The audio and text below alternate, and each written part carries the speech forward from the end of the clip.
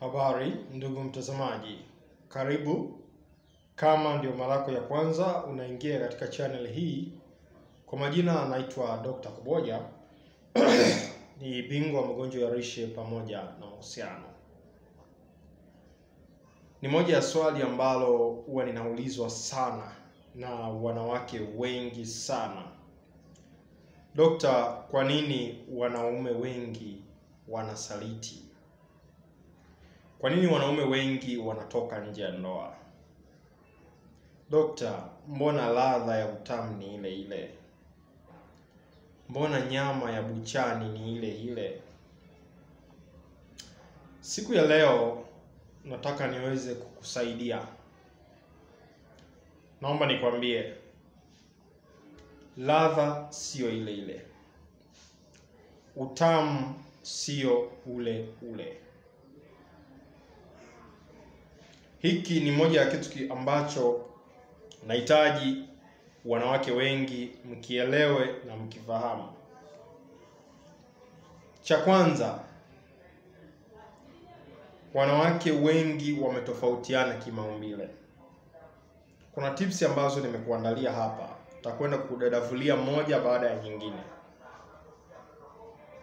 Tunaposema kutofautiana kimaumbile, maana yake wapo ambao wana maumbile ambayo ni mapana, wapo ambao wana maumbile ambayo ni ya kawaida au maumbile ambayo yanayostahili. Wapo wanawake wenye uke mkavu. Wapo wanawake wenye uke ulio na majimaji, kitaalamu tunaita juisi. Juisi maana yake ni ule uke ambao unatoa majimaji vizuri, kiasi kwamba mwanaume anapotaka kukuingilia hapati changamoto yoyote ile. Samahani kwa hiyo makelele kidogo, niko barabarani hapa. Kwa hiyo ni moja ya changamoto ambayo mwanaume anaweza akawa anaipata. Mwanamke ambaye ana shida ya ana uke ambao ni mkavu ni vitu viwili tofauti na mwanamke ambaye ana uke ambao upo katika hali ya wastani. Mwanaume aliyezoea kushiriki tendo na mwanamke mwenye uke mkavu ni tofauti atakapokutana na mwanamke ambaye ana uke ambao una majimaji ambao ni wastani. Sababu wanaume hawapendi ule uke ambao aidha una maji mengi sana, ila wanapenda ule uke ambao ni wastani. Kwa hiyo swala la mwanamume kushiriki tendo, swala la mwanaume kudinyana, kutombana, sio swala la ladha. Ni moja ya kipengele kingine ambacho mwanamke uliyeko kwenye ndoa nahitaji uweze kukielewa. Ni zaidi ya ladha. Kwa nini nasema ni zaidi ya ladha? Mwanamke unatakiwa kuwa na package yenye vitu vifuatavyo. Naomba hapa unisikilize kwa umakini sana. Cha kwanza ni usafi. Oral hygiene ya kwako. Usafi wako wa kimwili. Hiyo ni the first thing ambayo mwanaume anaweza ikampagawisha kwa mwanamke. Lakini pia cha pili ni ujasiri. Moja ya watu ambao wanawapa wanaume wakati mgumu, wanawavutia wanaume kwa kiwango kikubwa, ni mwanamke anayejiamini na kujikubali. Automatically ukiwa ni mwanamke ambaye unajiamini na kujikubali, mwanaume atashawishika kushiriki tendo na wewe. Namba 3, muonekano wako. Your own personality. Muonekano wako, vile unavyoonekana. Unaonekanaje na wengine? Sasa hapa nataka niweze kusaidia watu kitu. Kuna vitu ambavyo watu huwa wanavichanganya. Moja ya kitu kikubwa ambacho ukihitaji kuweza kumkamata mwanaume yoyote duniani hapa leo, uwe mwanamke wa tofauti. Usivae kama wengine.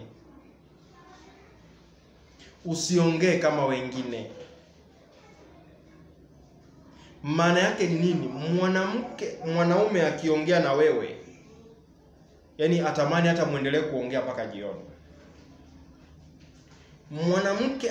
Mwanaume akianza kutathmini muonekano wako, mavazi yako unayovaa, anakosa kukulinganisha. Leo hii kuna wanawake wanavaa kama msanii fulani.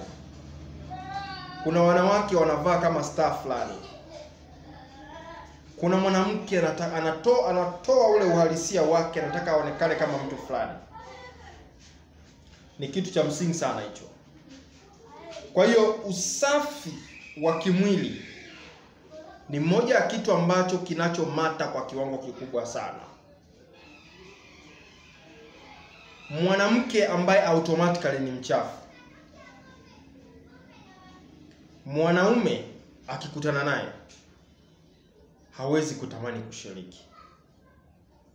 Especially wale ambao unakuta amejitunza vizuri. Mwanaume ambaye amejitunza hataki kushiriki tendo na mwanamke, anamuoa, anamtolea mahali, anamweka anakuwa mke, kumbe huyo mwanamke ni mchafu. Hapa inakuwa kipengele. Lakini pia kuna wengine uchumba umeishia hewani au mapenzi yameishia hewani kwa sababu mwanamke kutana na kipengele cha uchafu. Kwa hiyo swala sio kwamba ni kwenda kukojoa kumaliza hamu zako kwa sisi wanaume, ila swala ni kwamba unapeleka wapi shahawa zako, unakwenda kukojolea mahala gani, sehemu unayokwenda kukojolea panakupa thamani ya kiwango gani. Sasa hapa nataka wanawake mnisikilize kwa umakini sana. Kwa dada mmoja akaniambia nimemfumania mume wangu na house girl. Ukiona mume wako anatoka na house girl, maana yake house girl ndo amempa thamani. Kampaje thamani? Nifuatilie katika vipengele vifuatavyo. Ukiongea unaongea nini?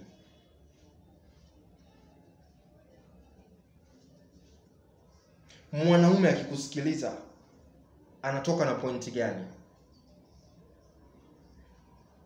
Kuna mwanamke unaweza kukutana naye, the way unavyoongea naye, ufahamu wake, akili yake, mambo anayoongea na wewe, yani automatic unasema kwa haya maarifa, kwa huu bongo, lazima udada ni mtombe. Yani kwa hichi kichwa jinsi kilivyo, huyu mwanamke akilizia ndani ya wiki hii naenda kumtolea mahali. Nimeshakutana na wanawake wengi ambao wanalalamikia, dokta, nimekaa kwenye uchumba na huyu mwanaume miaka 2, miaka 3. Ila kuna mwanamke amekutana naye mwezi mmoja tu dokta, eti ameamua kumuoa. Mimi ameniona sifai tena. Kuna mwingine mpaka anasema yani umekutana mtu mwezi mmoja na kwambia hamtodumu. Lakini cha kushangaa miaka inakatika mpaka leo wako pamoja. Kuna kitu cha ziada ambacho mwanamke mwenzako amekitoa. Huyu mwanaume ameona hii ni lulu, hii ni thamani. So ninaposema kitu cha ziada, wanawake wengi naomba msije mkanitafasiri katika maono ya kitandani. Kuna kitu kinaitwa ufahamu namna ya kuchangadua mambo. Nimesema hii hapa point. When you talk, unamshawishi mume wako. Ukijibu, unamvuta mume wako. Ni mambo gani ambayo unakaa unayaongea kila mara? Kuna muda mume wako anaweza akakaa akatathmini mambo ambayo unayoongea, akagundua wewe ni mwanamke ambaye humpi thamani. Kwa ni lazima kuna kitu cha ziada ambacho lazima uwe nacho. Kitu hicho kikutofautishe. Swala la usaliti sio swala la kwenda kuingiza uume. Kuna baadhi ya wanaume wanaweza wakavutiwa na mwanamke tu namna anavyoongea, namna anavyojibu, namna anavyomuonyesha thamani, lakini sura yake ni ya kawaida. Kwa hiyo swala la usaliti, kuna vitu vingi sana ambavyo vinaweza vikampelekea mwanaume akaingia huko. Sasa ushauri wangu siku zote kwa wanawake ni huu hapa. Ukitaka mwanaume wako apagawe, ukitaka mwanamume wako atamani kutombana na wewe muda wote, je, kauli zako ni zipi? Namna unavyoongea. Sasa hapa kila mwanamke anaweza akaanza kujitathmini yeye mwenyewe.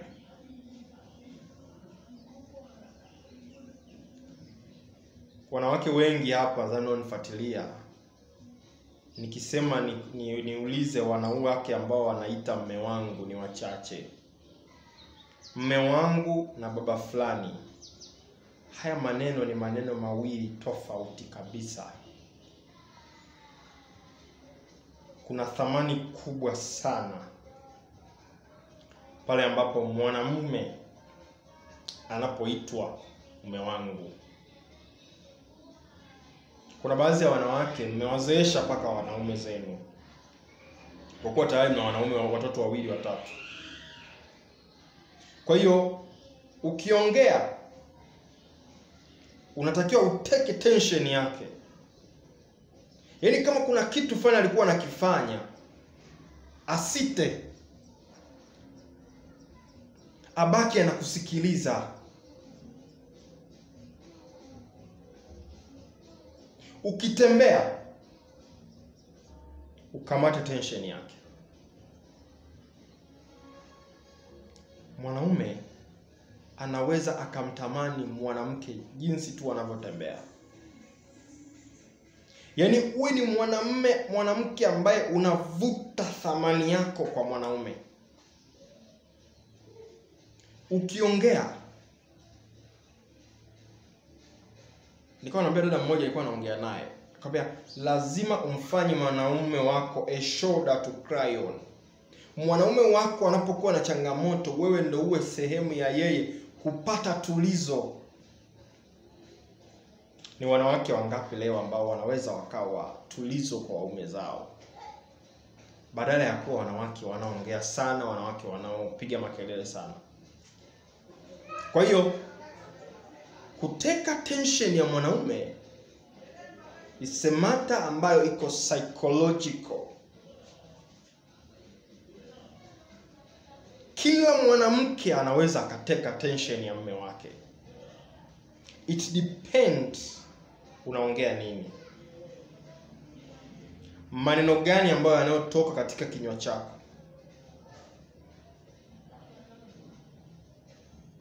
Nikikuuliza hapa swali rahisi sana, katika mambo anayoyafanya mume wako, unachangia kwa asilimia ngapi kuweza kufanikisha ndoto za mume wako? Ndoa nyingi leo zimejawa na ubinafsi. Mabinti wengi na wanawake wengi mnaonitazama hapa, ukiingia kwenye ndoa, unaingia kwenye ndoa na tendency ya kwamba cha kwangu ni cha kwangu, anytime naweza nikaachwa nikabaki sina chochote. Ana kazi yake na kazi yangu, siwezi kushughulika na kazi yake, hawezi kushughulika na kazi yangu. Ubinafsi katika ndoa. Akikutana na mdada tu ambaye akamwambia fulani, hii biashara yako, hebu ungeongezea kitu hichi na hichi na hichi ya ziada, ungepata wateja wengi sana, ungeboost kwa kiwango kikubwa, hebu fanya hivyo afu utanipa mrejesho.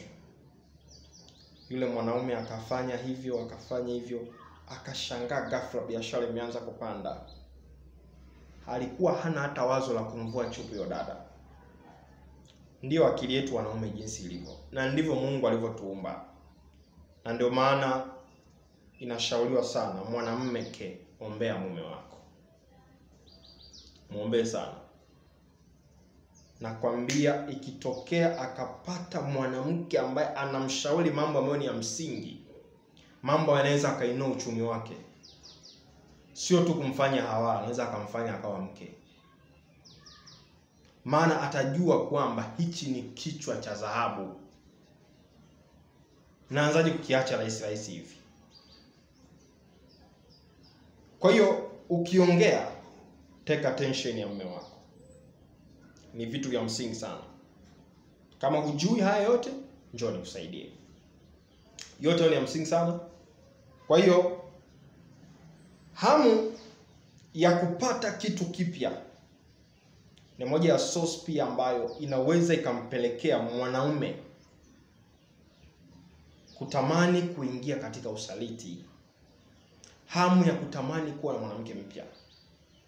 Hamu ya kutamani mikao fulani ambayo ni ya tofauti ambayo wewe au initiate ile mikao. Wewe upendi mikao, habari za mikao mipya. Wewe upendi habari za style fulani ambazo zinamchanganya zaidi. Automatically mwanaume wako anaweza akawa na lies, hamu ya kutaka kutafuta mwanamke mwingine, hajaribu mambo mapya. Na ndio maana nimekuwa nikifundisha wanandoa wengi, jitahidi sana kumfanya ama kuwa tofauti, kuongeza ubunifu kila siku katika mahusiano yako ya kingono. Initiate vitu vipya. Kuwa mbunifu every now and then. Kama unakosa ubunifu, njoo nikusaidie. Vitu vipo vingi sana. Lakini tunaanzia hapa. It's not a matter ya kukata kiuno. Hapa usije ukanikopi vibaya. Kukata kiuno inakuja to the last minute. Kwa hiyo mwanamke unatakiwa ujitengenezee package maalum ambayo mwanaume yoyote akiingia kwenye maisha yako, akikutana na wewe aseme, huyu mwanamke sitaki kumkosa. Huyu mwanamke ni dhahabu, hivi nilikuwa wapi? Unaweza ukawa poor in bed, unaweza ukawa hujui kukata kiuno kama wanawake wengine, ila huyu mwanaume atakuganda kama ruba.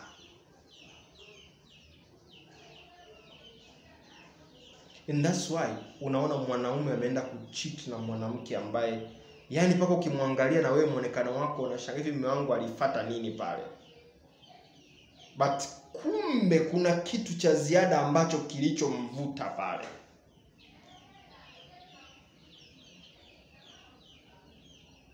Kwa hiyo tuangalie wanawake malaya. Ukija ukachunguza wanawake malaya wanapendwa na watu wengi sana. Kwa nini? Kuna vitu vya ziada. Pako unaweza ukashangaa dada kabisa, mbona anaonekana hapa mtaani anajiuza, anauza mwili. Mbona wanaume wanamkimbilia? What is so special about her? Kuna tension ambayo anaikamata. Yaani just ongea yake tu mwanaume anapagawa. Ongea tu. Nakumbuka sehemu fulani pindi nafanya kazi kampuni fulani miaka ya nyuma sana. Dada huyo alikuja kwa ajili ya kujiuza. So wanaume wengi walikuwa wanamsifia, anakata kiuno sana. So na mimi nikawa nimeenda. By that time jamani sijaoa, na waibia tu siri. Na mimi nikawa nimeenda, nende nikatesti zale. I say yule dada anajua kuongea. Nikiwaambia kuteka attention, hapo anapenda sana kuniita Jay.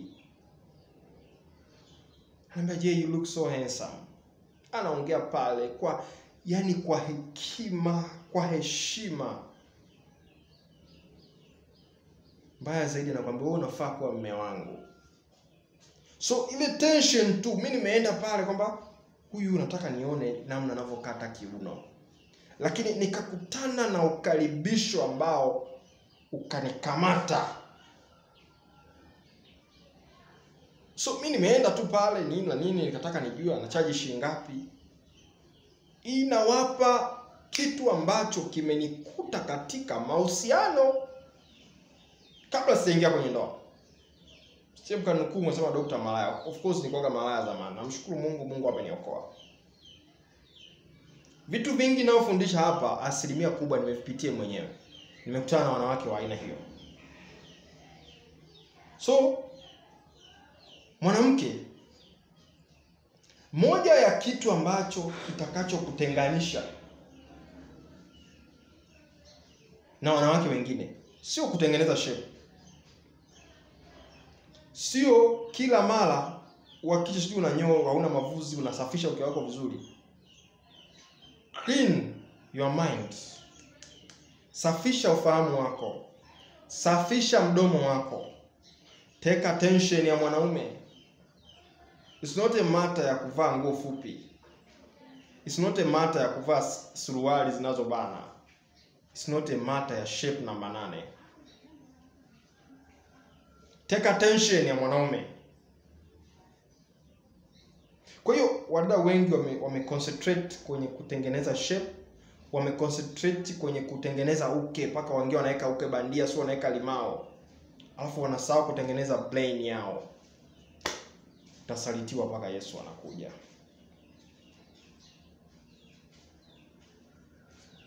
Tengeneza mtu wako wa ndani. Jitofautishe na wanawake wengine. Kuwa smart kichwani. Halafu mwisho tengeneza package yako maalum ambayo itakayokufanya wanaume wakugombanie. Package hii tunaita build your personality, build your private part, then the last thing, build your brain or mindset. Nakwambia hizo package 3 wanaume watakugombania. Hutoamini kitakachotokea. Ni kitu cha msingi sana. Na ni kitu ambacho ni cha muhimu sana ambacho wanawake wote natamani muweze kuzingatia. Nimechukua muda mrefu sana kutengeneza video hii. Naweza nikasema ni video namba 2 ama namba 3 toka nimeanza kuandaa video ambayo ina maudhui ambayo imechukua muda mrefu kidogo.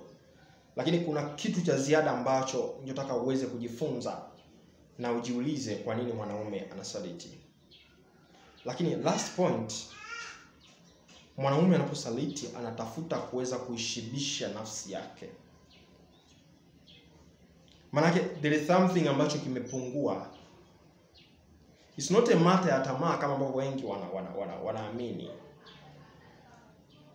Kuna kitu ambacho kinakuwa kiko empty katika ubongo wake. So anatafuta kuweza kufanya replacement. Nimewahi kuzungumzia video kwa nini wanaume wanasaliti. Kuna video moja nimewahi kuelezea hii point sana. Mwanaume kutana Mwajuma anajua kukata viuno vizuri, anajua kunyonya mbao vizuri. That thing haisahauliki katika ubongo wake. Ataenda kuoa, ataingia kwenye ndoa, hicho kitu kipo. Mke aliyemuoa hana uwezo wa kumfanyia vitu, wala hapendi hata kunyonya mbao. Automatically kuna kitu ambacho kitakwenda kupungukiwa. Anaweza katembea na wanawake 100 na asimpate mwanamke kama Mwajuma. Target yake ni kushibisha nafsi yake. Na ndio maana nimekuwa nikifundisha vitu vingi, nasema usifuatishe mwili, na Biblia imetukataza hili jambo. Ukisema ufuatishe mwili, manake kila mwanamke utatembea naye. Kwa hiyo ni lazima tuongozwe na ufahamu na akili. Naomba niishie hapa. Natumaini kuna kitu cha ziada umejifunza.